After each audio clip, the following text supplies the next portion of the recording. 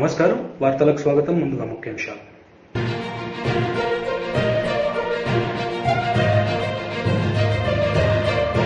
కర్ణాటకలో కాంగ్రెస్ గెలుపుపై హర్షం వ్యక్తం చేస్తున్న రేవంత్ రెడ్డి, తెలంగాణలో కూడా అధికారం కాంగ్రెస్ దే అని ధీమా వ్యక్తం.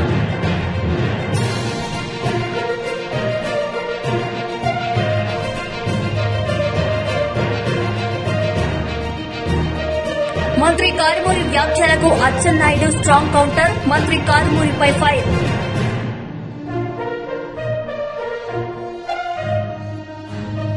రాష్ట్రంలో హిందూ సంఘటిత శక్తిని చాటేందుకు కరీంనగర్లో 1,00,000 మందితో హిందూ ఏక్తా యాత్ర నిర్వహించినట్లు భాజపా రాష్ట్ర అధ్యక్షుడు బండి సంజయ్ ప్రకటించారు.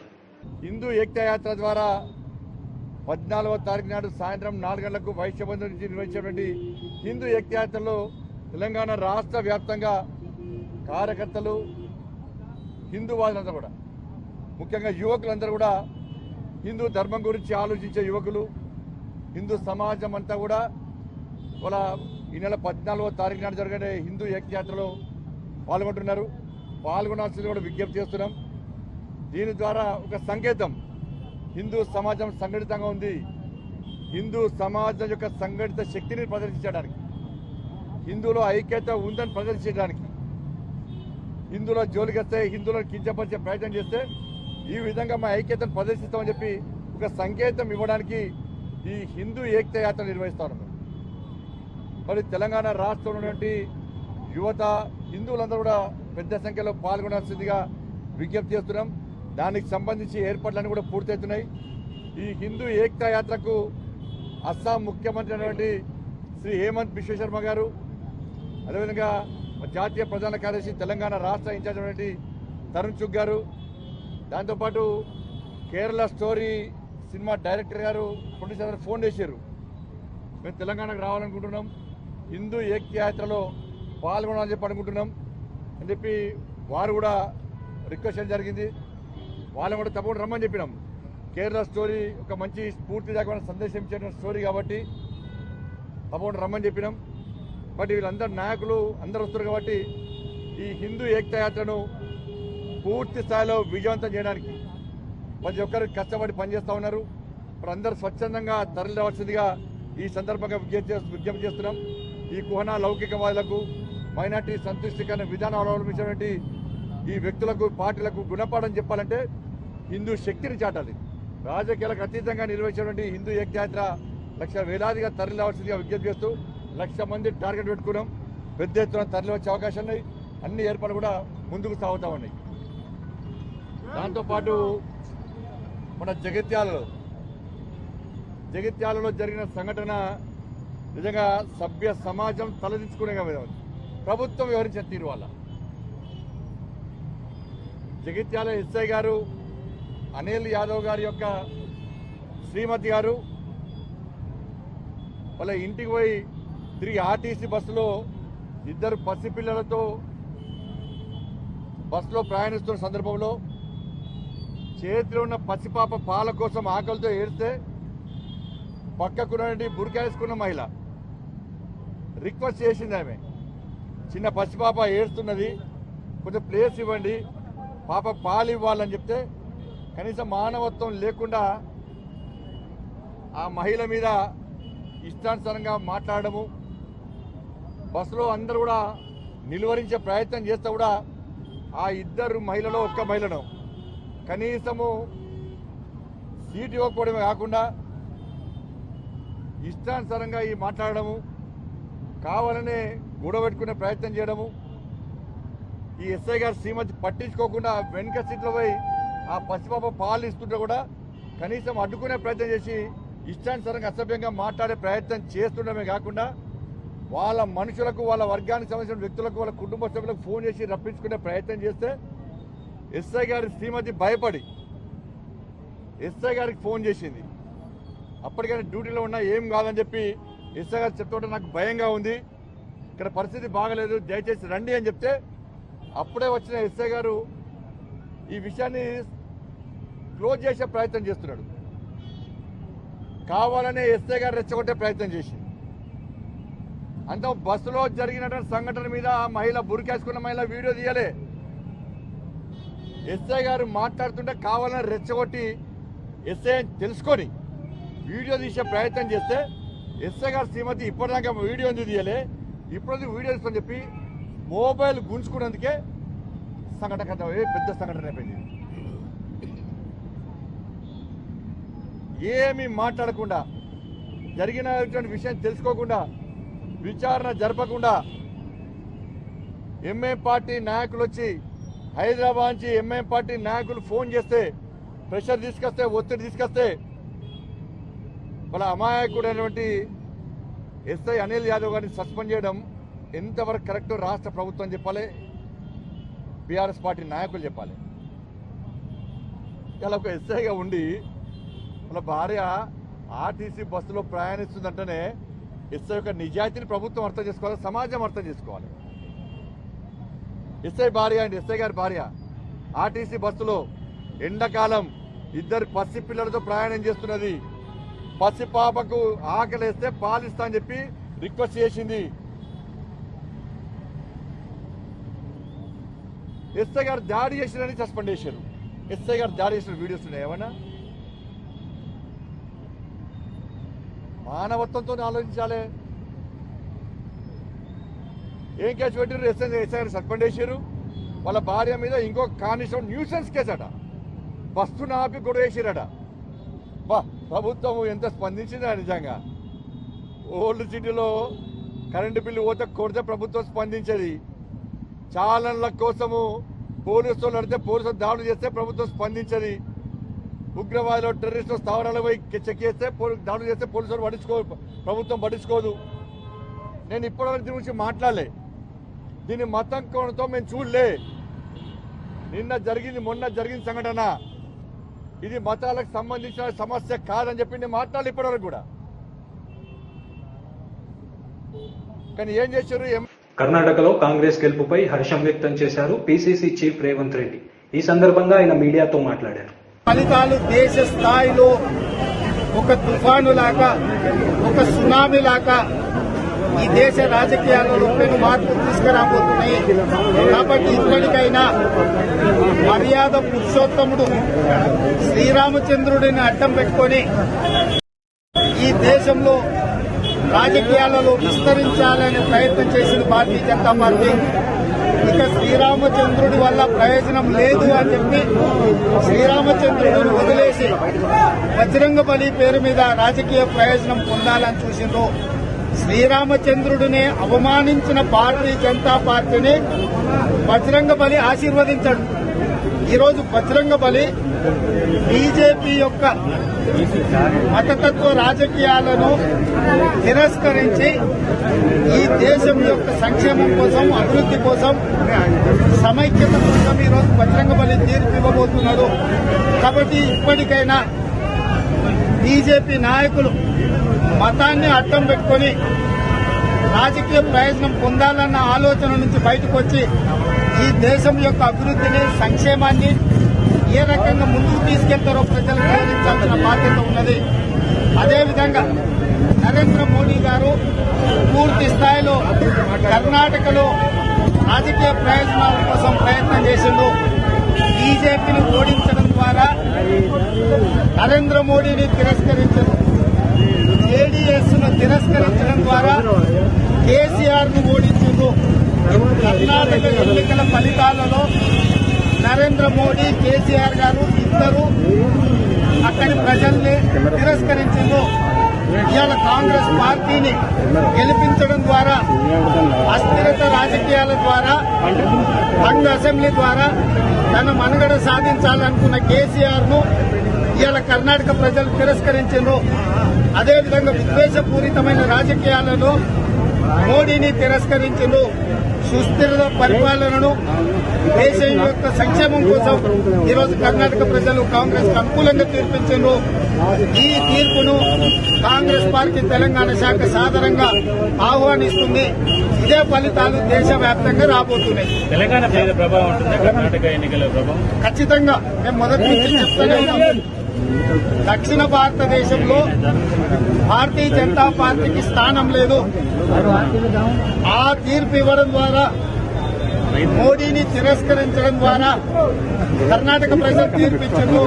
దాంతో కేరళలో కానీ, తమిళనాడులో కానీ, ఆంధ్రప్రదేశ్లో కానీ, కర్ణాటకలో కానీ, తెలంగాణలో కానీ దక్షిణ భారతదేశంలో మోడీని, బీజేపీని ప్రజలు స్పష్టంగా తిరస్కరించారు. రెండవది, జేడీఎస్ ద్వారా అన్ని అసెంబ్లీ తీసుకొచ్చి అస్థిర రాజకీయాలను సృష్టించి తమ అధికారాన్ని సుస్థిరం చేసుకోవాలని కేసీఆర్ ఏదైతే ప్రయత్నం చేసిందో ఆ ప్రయత్నాన్ని కూడా తిప్పికొట్టిండ్రు. కాబట్టి స్పష్టంగా కాంగ్రెస్ తో కూడుకున్న ప్రభుత్వమే తమిళనాడులో వచ్చింది, స్వయంగా కాంగ్రెస్ ప్రభుత్వమే కర్ణాటకలో వస్తుంది. రేపు తెలంగాణలో కూడా సుస్థిరమైన కాంగ్రెస్ ప్రభుత్వాన్ని ఏర్పాటు చేయబోతున్నాము. విభజించు పాలించు విధానానికి, అస్థిర రాజకీయాలకు శాశ్వతంగా కాంగ్రెస్ చరమగీతం పాడబోతుంది. ఈ ఫలితాలు రాహుల్ గాంధీ గారి యొక్క భారత్ జోడో యాత్ర వల్ల వచ్చిన ఫలితాలు. భవిష్యత్తులో ఇంకా వేగంగా ఈ ఫలితాలు ముందుకు వెళ్లబోతున్నాయి.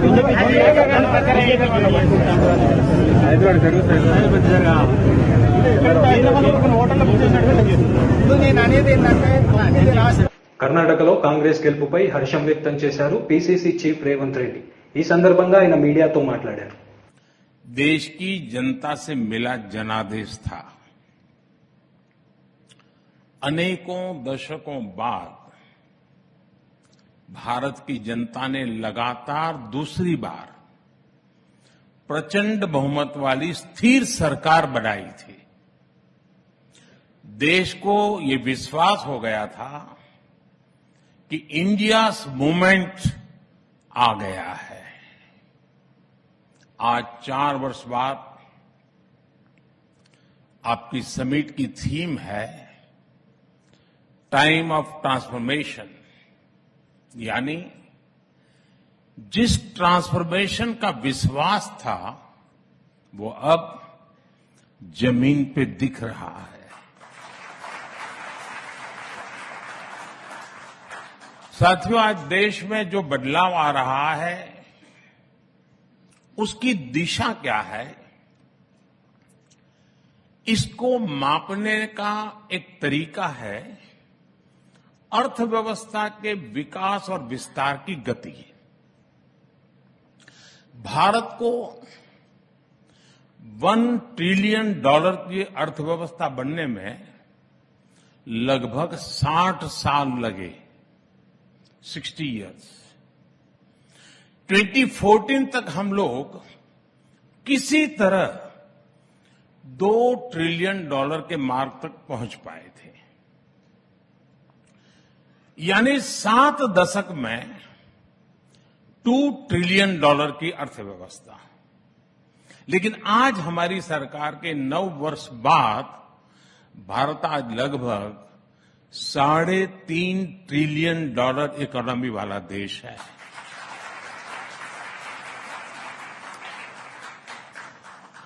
बीते 9 वर्षों में हमने 10वें नंबर की अर्थव्यवस्था से 5वें नंबर तक की लंबी छलांग लगाई,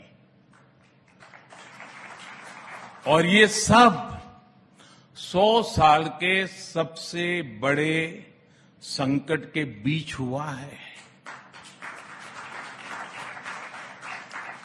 जिस दौर में दुनिया की बड़ी बड़ी अर्थव्यवस्थाएं फंसी हुई थी, उस दौर में भारत संकट से बाहर भी निकला और तेज गति से आगे भी बढ़ रहा है।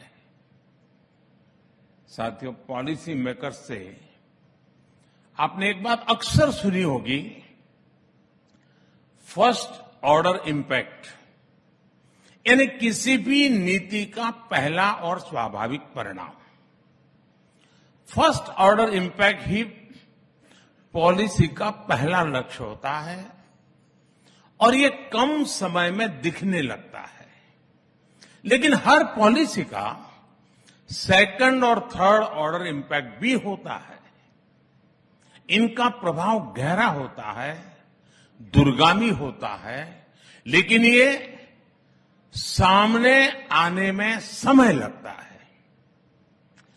इसकी कंपैरेटिव स्टडी करने के लिए, विस्तार से समझने के लिए हमें कई दशक पीछे जाना पड़ेगा।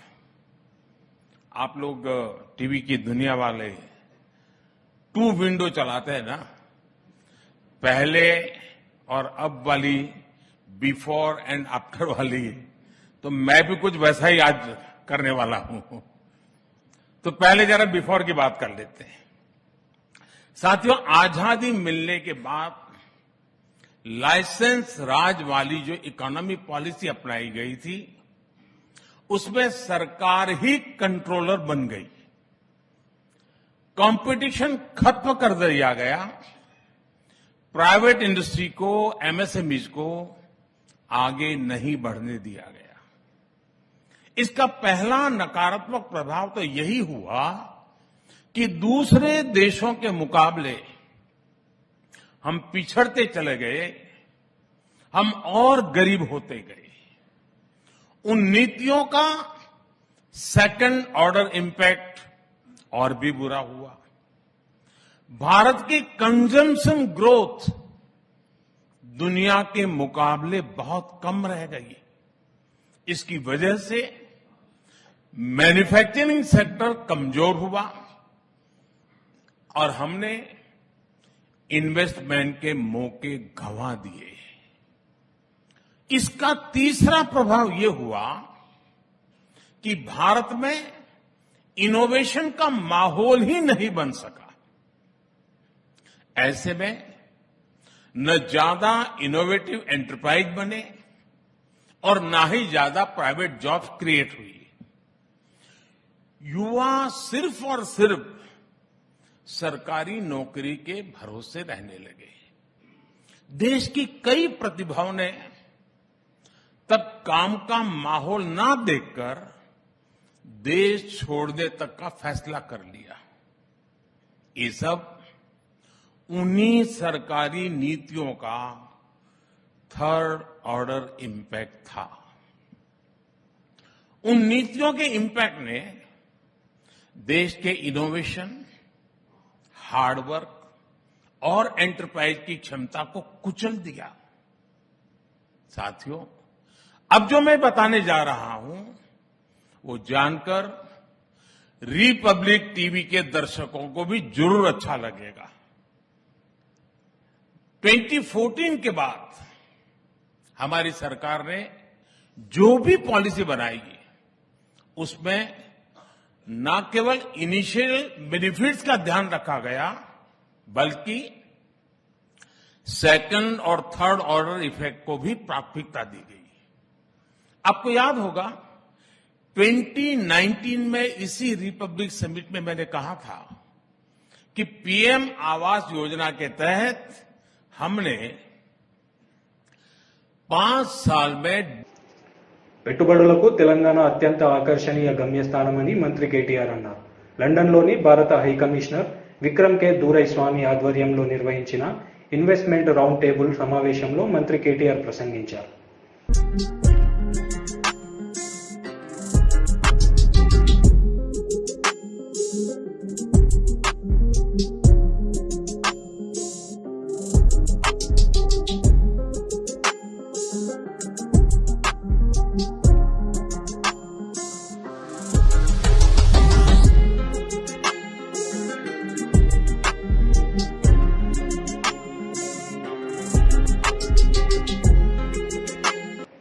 మంత్రి కారమూరి వ్యాఖ్యలకు అచ్చెన్నాయుడు స్ట్రాంగ్ కౌంటర్ ఇచ్చారు. ఈ సందర్భంగా అచ్చెన్నాయుడు మంత్రి కారమూరిపై మండిపడ్డారు. తిట్టాడు, ఎర్రి పప్పు అంటాడు, పోనీ తప్పైపోయిందని లెంపలేసుకుంటాడంటే దానికి కొత్త అర్థం. ఎర్రి పప్పు అంటే బుజ్జి కన్నాట. అయ్యా మంత్రి గారు, మీ ముఖ్యమంత్రికి మీ మంత్రులకి పేర్లు మార్చుకోండి. మీరే చెప్పారు కదా ఎర్రిపప్పు అంటే బుజ్జి కన్నని. జగన్మోహన్ రెడ్డి ఎర్రిపప్ప 1, కారుమూరు నాగేశ్వరరావు ఎర్రిపప్ప 2. మీ మంత్రులందరికీ ఎర్రిపప్పని పేరు పెట్టుకుంటే మీరు చెప్పిన దానికి ఒక అర్థం ఉంటుందని ఈ సందర్భంగా మీ అందరికీ కూడా తెలియజేస్తున్నాను. న్యూఢిల్లీలో డెమోక్రసీ ఇన్ కోమా పుస్తకాన్ని బీజేపీ జాతీయ అధ్యక్షుడు జేపీ నడ్డా విడుదల చేశారు. ఈ సందర్భంగా ఆయన ప్రసంగించారు. Whatever ism they would like to adopt, I am not referring to any ideologies for which England or America may stand or their sins of omission and commission. But there are certain fundamental and basic ideologies for which India has stood and even stands today. We stand for freedom, we stand for freedom of expression, we stand for freedom of thought, we stand for freedom of religion, and our constitution is based on sound principles of democracy. This is spoke on in 1950, on 6th December in Parliament. That means the founding fathers of the Constitution were very clear about it, that how we have to protect democracy and how we have to see to it that the democracy is on a very solid ground and it is not intimidated or taken for a ride or something of that sort. But yes, he again says that India will not therefore and cannot accept the principles attached to totalitarian and dictatorship. So we have rejected this totalitarian society, dictatorship society. इसको हम लोगों ने reject कर दिया और democracy के sound ground पर constitution के आधार पर हम लोगों ने खड़ा करने का प्रयास किया। लेकिन जो घटनाएं घटती हैं वो घटनाएं अपने आप में बहुत ही चिंताजनक है and it is really painful and I feel that it is a very serious issue which needs, and we need that the society in general should be enlightened about it and should take this issue among the people. That is what I feel. When I talk about Bengal violence, मैं बैठा मैंने अमित से बोला कि मुझे आप बंगाल के violence के बारे में बता रहे हो, मैं तो खुद सबसे पहला भुक्तभोगी तो मैं ही हूं. I am the first. When the campaign started, the first day, the first attack was on me when I was going to Diamond Harbour. और देखिए, मतलब आपसे मैं शेयर करना चाहूंगा कि किस कोल्ड ब्लडेड तरीके से ये एक्टिविटी होती है. Everybody knows about my security also. I was well secured. Right hand side में बसें लगा दी जाती हैं लाइन से, so that no vehicle can overtake. मेरे सामने एक बस लगा दी जाती है, उसको स्लो किया जाता है, उसके पीछे मेरी गाड़ी होती है और इसके बीच में मेरी सिक्योरिटी की गाड़ी, वो उसको बस वाला आगे पहले निकलने देता है, फिर बीच में घुसाता है, so that they can also not come and protect me.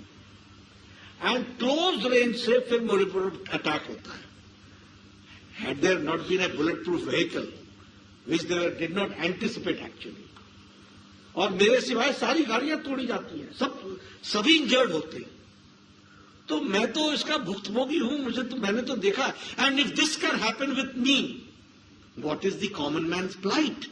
मैंने उस दिन यही तो पूछा ममता जी से कि अगर यह स्थिति आप और आपके पूज्य भतीजे मेरे साथ करते हैं तो आप कॉमन मैन के साथ कैसे बिहेव करते होंगे. इसका ये एग्जाम्पल तो मुझे बताने की कोई जरूरत नहीं है. रिजल्ट्स आने के शाम को ही हमारे ऑफिसेस जलने लग गए और मैंने उसी समय समझ लिया कि इनको ये बदला लेंगे और यह नहीं, इनको यह पसंद नहीं आया कि कोई पार्टी इतनी तीव्र गति से बढ़कर आज 77 एमएलए तक पहुंच गई एक ही लीप में. This they have not been able to digest और ये अटैक होगा.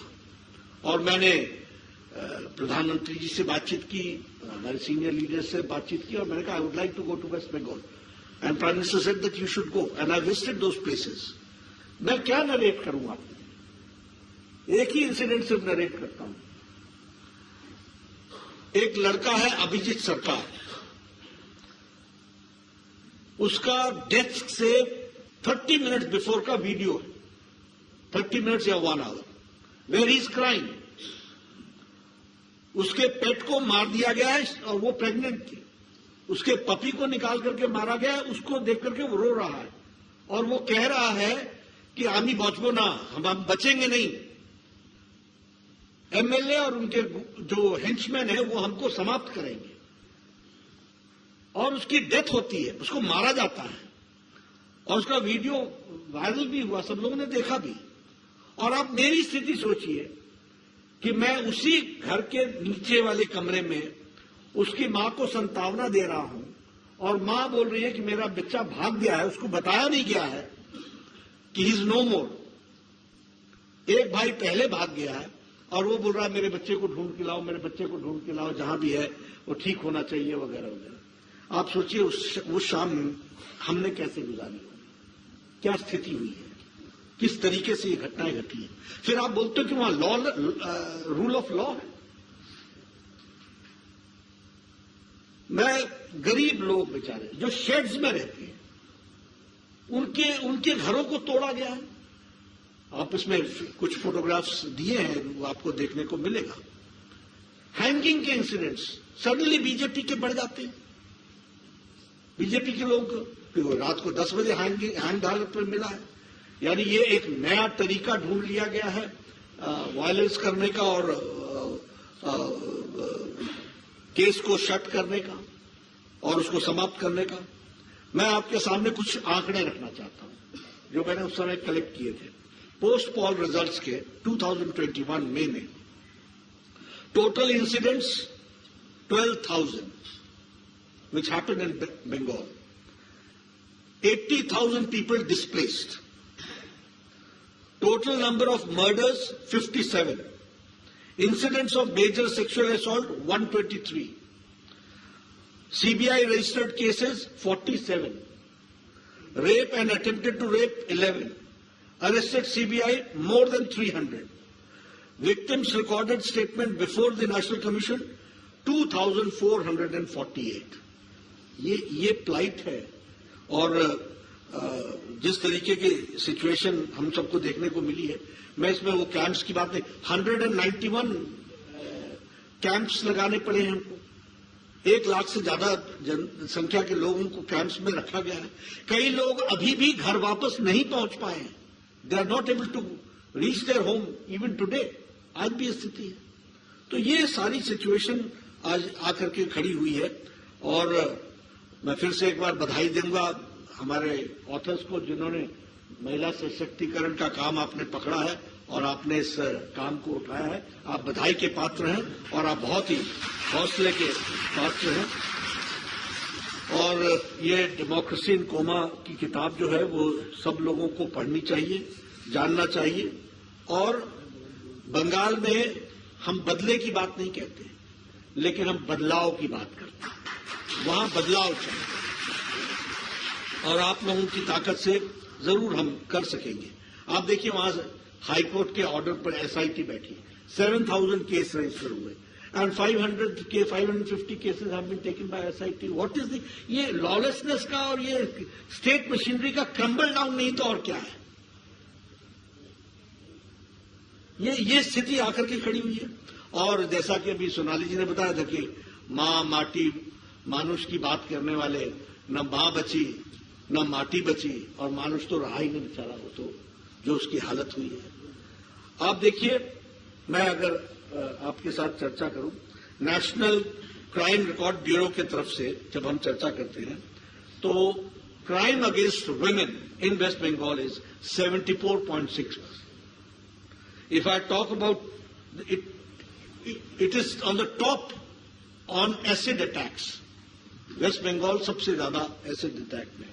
उसी तरीके से हीनियस क्राइम में against women of 18 to 30 years, ये उसमें Bengal is first. 4th highest number of dowry deaths, ये बंगाल की स्थिति है जो हमको समझनी चाहिए। और अगर हम वैसे भी बोले, फेडरल स्ट्रक्चर की दृष्टि से बोले, प्रधानमंत्री आवास योजना घपला, आयुष्मान भारत 4,70,00,000 लोगों को प्रधानमंत्री मोदी जी 5 लाख रुपए का हेल्थ कवर देना चाहते हैं, नहीं इंप्लीमेंट किया। Deprived, what is the number? 4,70,00,000। people. Who are they?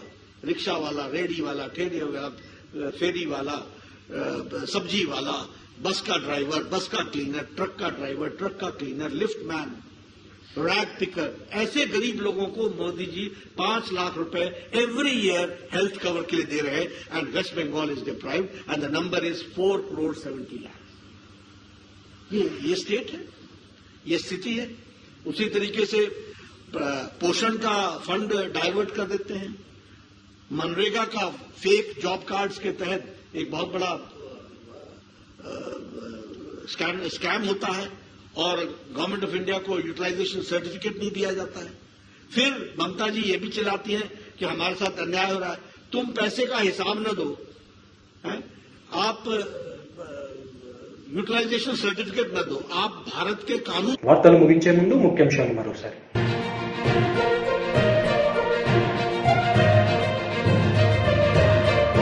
కర్ణాటకలో కాంగ్రెస్ గెలుపుపై హర్షం వ్యక్తం చేస్తున్న రేవంత్ రెడ్డి, తెలంగాణలో కూడా అధికారం కాంగ్రెస్ దే అని ధీమా వ్యక్తం.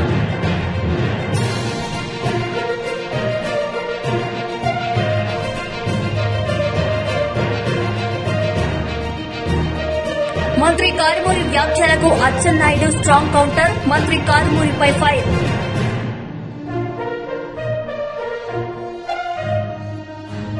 ఈ వార్తలు ఇంతటితో సమాప్తం. తిరిగి ప్రసారమయ్యే వార్తల్లో మళ్ళీ కలుద్దాం. అంతవరకు సెలవు. నమస్తే.